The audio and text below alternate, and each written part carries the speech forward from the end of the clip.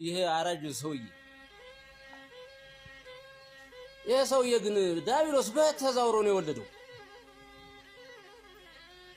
ይሄ ሰውዬ የሰው ፍጡር ነው እንዴ?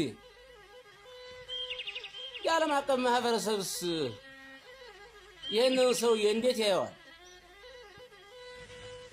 እንዲያው ለምርጫ ተርታ ሲሰጡት እኔ እንዲያው ይለቁ ብለው አስበው ከሆነ ትክክል ሊሆን ይችላል እንጂ ሰውዬ ምርጫ ያካሄዳል እንዴ?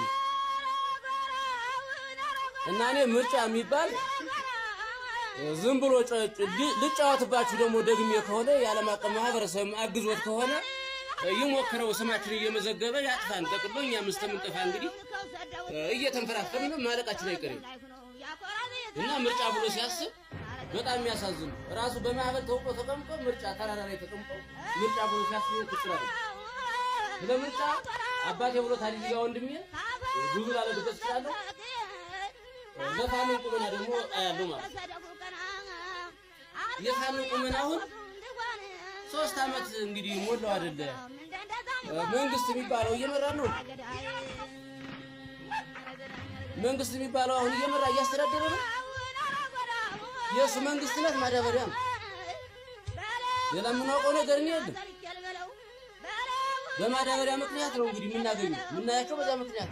ከዚህ በዘለለ እየመሩ ነው እነሱ። እንግዲህ ፋኖ ታዩታላችሁ በዚህ እንዲሁ ነው ተደራጅተው ተቀምጡ እና ፋኖ ከሌለ አሁን እኛ ያለን እንዴ እስበሱ ስንተላለቅ ነበር።